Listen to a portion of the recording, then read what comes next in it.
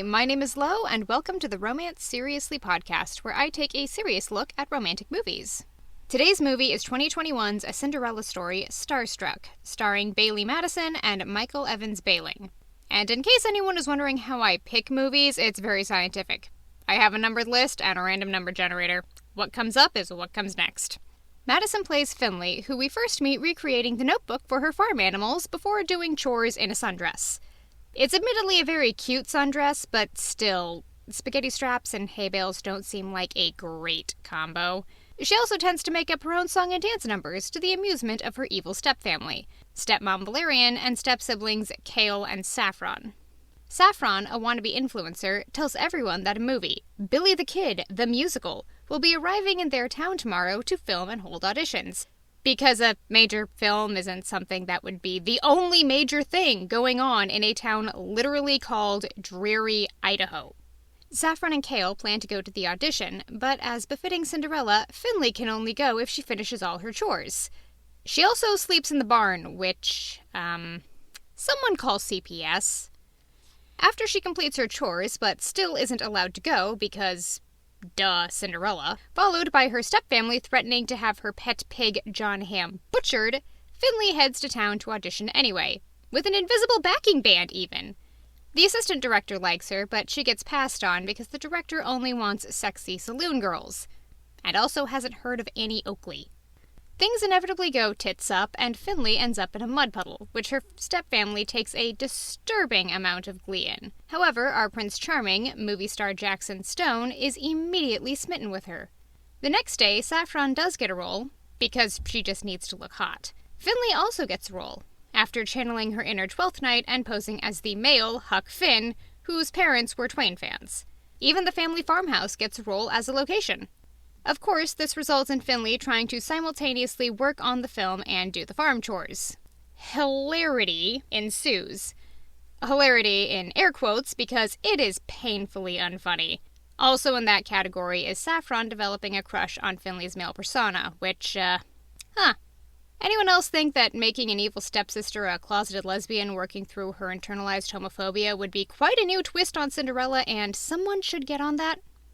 Finley as Huck and Jackson have a chat about Jackson's charmed life, and we get his poor little rich boy story. That he was discovered at a rodeo and got launched into Hollywood, just like a movie, but wishes he could be back on his uncle's ranch, just working the land. This raises two questions. One, why don't you? Just pull a Michael Schofling and quit the industry. Yeah, you have more projects, but it's Hollywood. People drop out of things all the time. Two, how the fuck old is he? I'm going to be generous and guesstimate Finley's age at 19, but 17 wouldn't surprise me.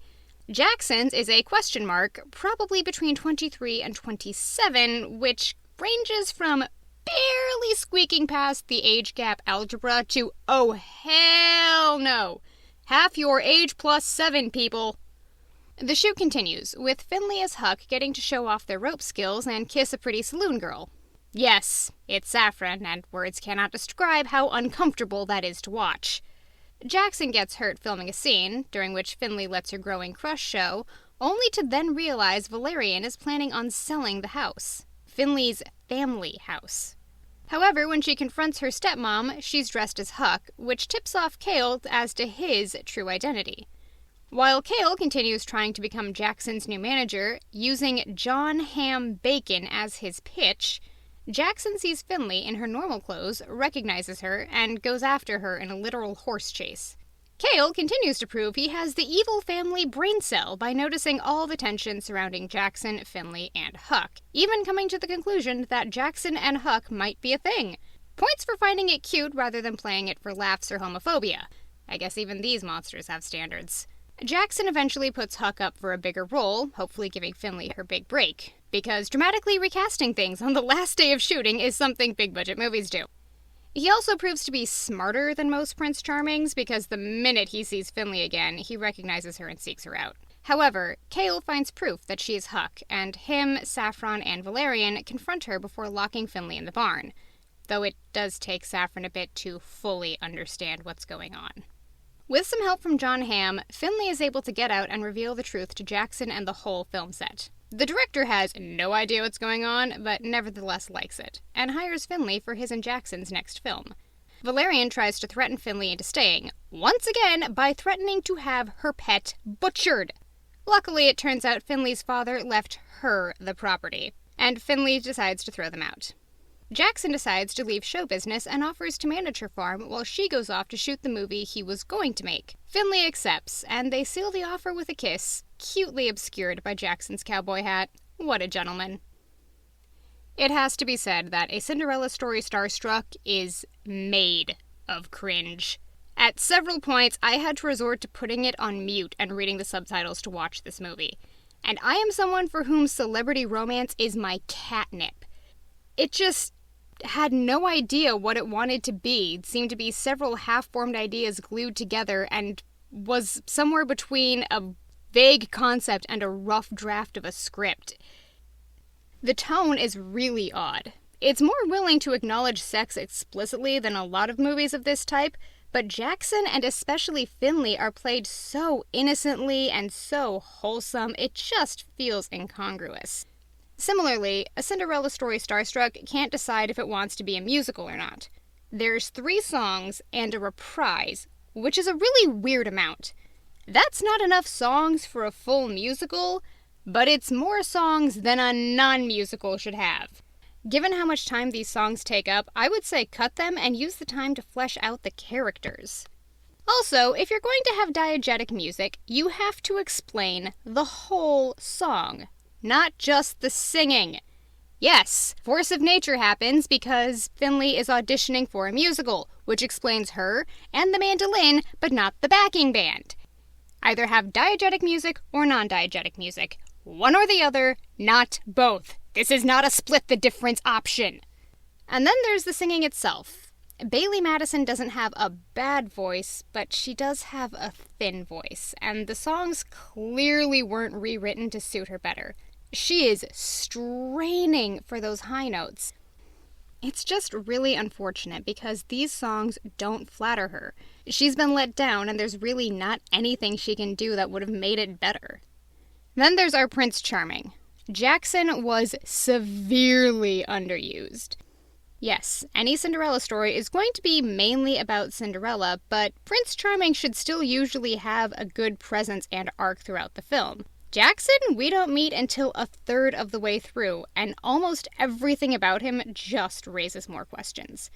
We know he got scouted at a rodeo and was then shot to stardom, but why? Why did he go to Hollywood? Why did he stay if he didn't like it? Why leave now rather than earlier? Is there parental pressure, or family pressure, or social pressure? As a person of color who apparently works mainly in westerns, does he feel obligated to be a role model and remind the world that the Old West was much more colorful than is often depicted? Did he enjoy it, but then burn out? Michael Evans Bailing does a great job with what he's given, someone who knows he's been lucky and other people would love to have his life, and who feels guilty over not being happy with how things have gone. That said, there are some things about this movie I do like. Mainly that this is one of the most effectively tragic modern Cinderellas I have ever seen.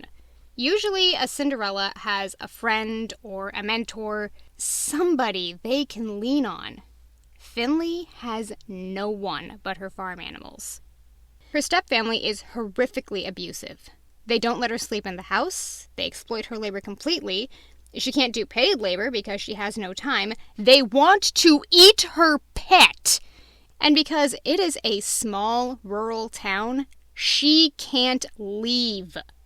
That's what breaks the suspension of disbelief for a lot of modern Cinderellas. If you're in a modern world, in a modern city, girl, leave. It doesn't matter how attached you are to, usually the family home, it's not worth your life. It's the reason the first A Cinderella Story worked so well. Sam knew that and was actively planning her exit. But this is a small, rural town. There is nowhere to go. There is no one to help her and no way out. She has no money. She has no way to earn money. She can't just flee because how is she going to do that without money? She doesn't have any form of support system, so there's no one she can turn to try to get on her feet and get out of there. This really encapsulates the tragedy of the fairy tale, because this is her only chance at a better life, and she knows it. This is driven home by the fact that there are adults who know Finley and who likely know what's going on to some extent, but no one actually helps her. She is her own fairy godmother, because nobody else cares about her. The thing that makes Kale, Saffron, and Valerian so evil is the self-awareness of their cruelty. Usually the stepfamily, and especially the step-siblings in Cinderella's, are stupid rather than malicious. They don't mean to be evil, they just don't question the status quo established by their parent. But Kale and Saffron are cunning and conniving. They are acutely aware of what they're doing at every step, of how much pain and misery they are inflicting on Finley, and they do it with glee. It just highlights how monstrous they are. The film about a film aspect works all right. It highlights a lot of the non-glamorous parts of filmmaking. Faking wigs, running auditions, location scouting, shit, something happened, now we have to find a new location.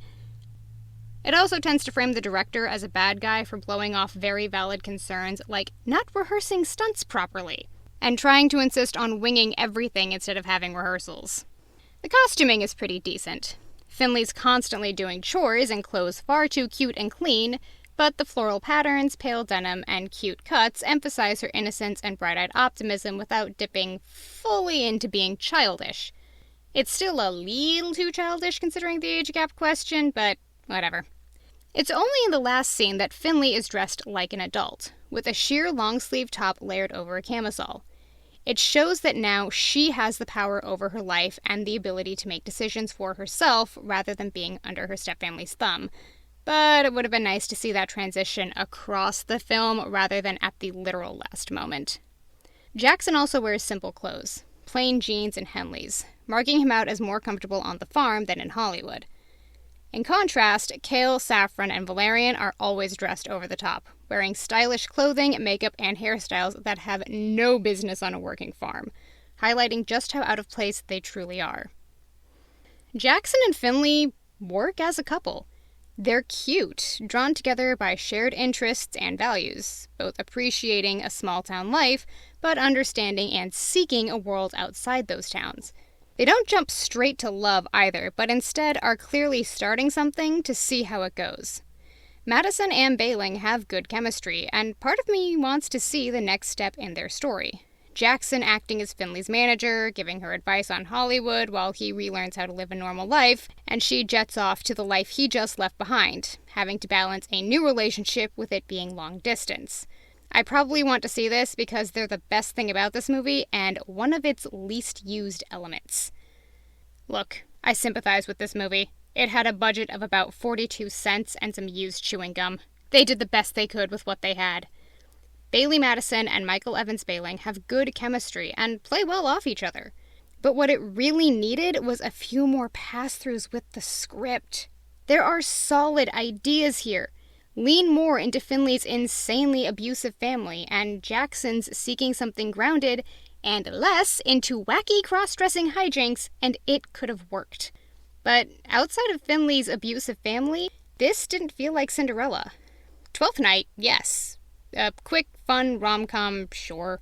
But the longing, the first meeting where Prince Charming becomes obsessed, the hunt, the chase, they're all so altered or played down that this barely feels like it qualifies as a Cinderella story. Fun fact of the movie, the stepfamily was given the last name of Tremaine, the same as the family in Disney's classic animated version, which, bold move deciding to remind everyone of a much better version of the movie you're watching. Not sure it worked out the way they wanted. In my case, it just made me want to go watch Cinderella. Thank you so much for listening. Please like, comment, subscribe, review, all those good things. Or find me at theromanceseriouslypodcast@gmail.com or at romancesrsly on Twitter. See you next time.